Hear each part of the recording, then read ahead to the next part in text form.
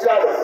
కానీ ఉత్తర దిక్మార్గంలో ఉన్న గోవులను దుర్యోధనుడు శత్రుఘ్నుల సమేతుడై వచ్చి ఆ గోవులను కొల్లగొట్టుకుని వెళ్తుండగా ఆ వార్త గోపాలుడి విని వారిపైకి యుద్ధానికి వెళ్ళడానికి ఇక నాకు రథసారథి లేకుండా నిన్ను రమ్మన్నాను.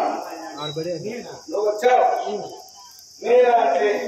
చేస్తానా నీకు రథసారథి చేస్తానా చెయ్యాలి నీకు నువ్వు చిన్నపిల్లవాడే నువ్వు చిన్నపిల్లవాడే చిన్నవాడైతే ఉంది పెద్దవాడైతే ఉంది.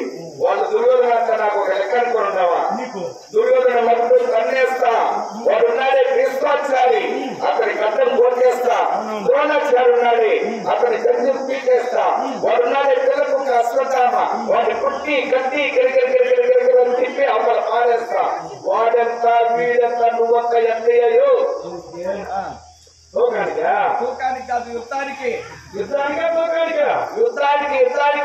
యుద్ధం చేస్తున్నావు కదా బయలుదేరు అక్కడ కనిపించేది ఏంటి? అక్కడ కనిపించేది ఏంటి? సముద్రపు అలల వల్లే ఉరుకుతూ కనిపిస్తుంది. అదే సముద్రమా? సముద్రం కాదు. ఎవరు అనుకుంటున్నావు? దుర్యోధన చాతుర వర్గములందరూ కూడా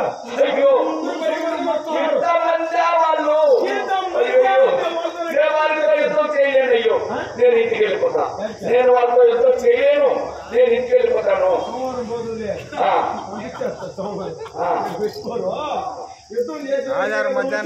నేను యుద్ధం చేయలేను. నా వల్ల కాదు. మా ఎత్తోని తెల్లబోతులు తెలుసుకోవాలని అక్కడ మాట్లాడాను అంతే గాని ఇప్పుడు నేను యుద్ధం చేయలేనయ్యేవాళ్ళు. యుద్ధం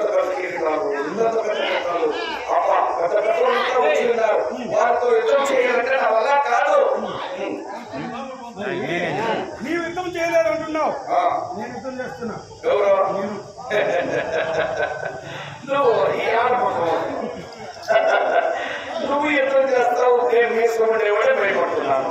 నువ్వు ఇప్పుడు నేను యుద్ధం చేస్తానంటున్నాను. నీకు మీ చెల్లెలకు నేనే ఉత్తగీతములు నేర్పించాను.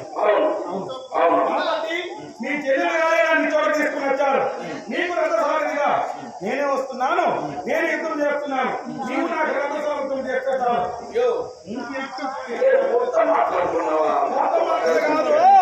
నీవు రథసారథము ఊరికే నెపమార్గాన్ని కూర్చొని ఉంటే చాలు.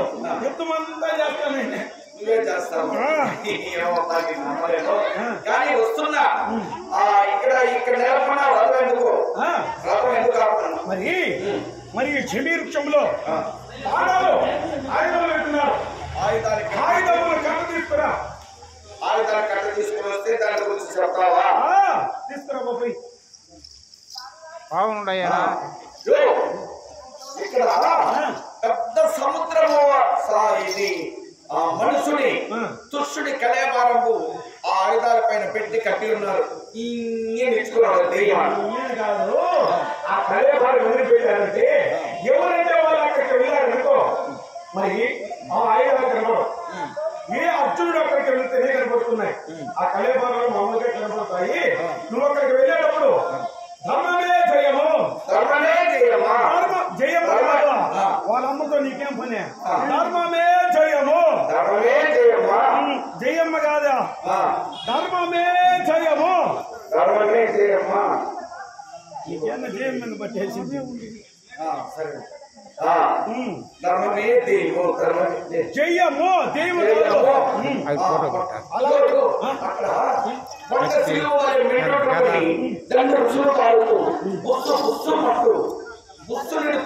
నన్ను కాటేసిందయ్యా. అయ్యా అది కాదు.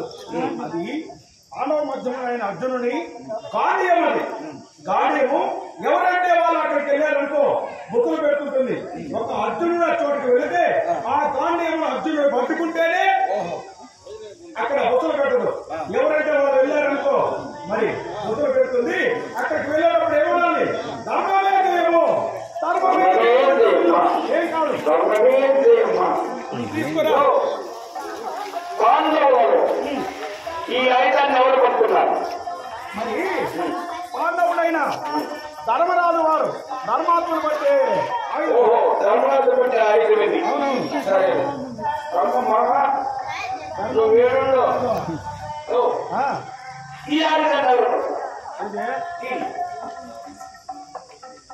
అది ధర్మరాజు కాదు, ఇది సహదేవుడు బట్టి ఆయుధము. ఓహో, నక్కలోడు పెట్టేదా? నక్కలోడు కాదు, కుక్కలోడు కాదు, సహదేవుడు.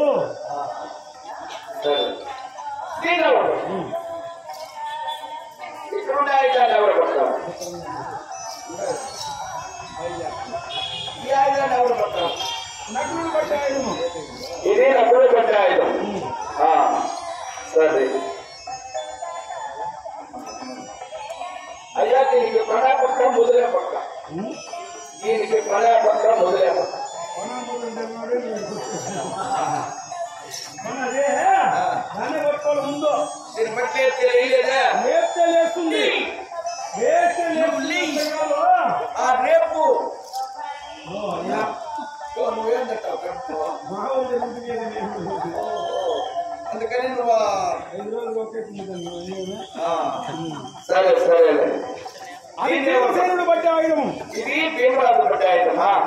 భీమరాజు పట్టే ఆయుధం అంటే నాకు ఒక మాట గుర్తుకొస్తుంది. ఏ మాట తెలుసా?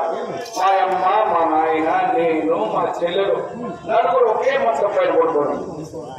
ఒకే అక్కడ నేను మంచం దిగేసి అక్కడ ఆటలాడుకుంటూ ఉంటే మా అమ్మ, మా నాయన అక్కడ కూర్చొని మాట్లాడుతున్నాను. అక్కడ ఏం మాట్లాడుతున్నాను ఏంటంటే ఒక చూపు అలా వేసుకుంటున్నాను.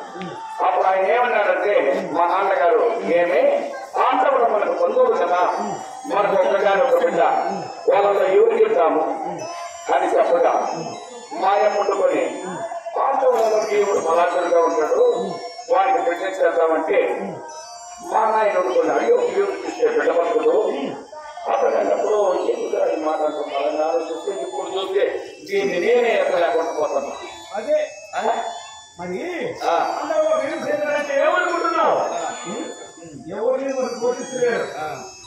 అది కాలికి వేసేస్తే మా బిడ్డ గుర్తులే, మీ బిడ్డలు ఏమవుతానే. ఓహో, అంటే ఏనుగు లాంటి ఆడబిడ్డైనా ఏనుగు లాంటి మగవాడైనా ఏమి చేయలేరు అంట. అవునవును. సరే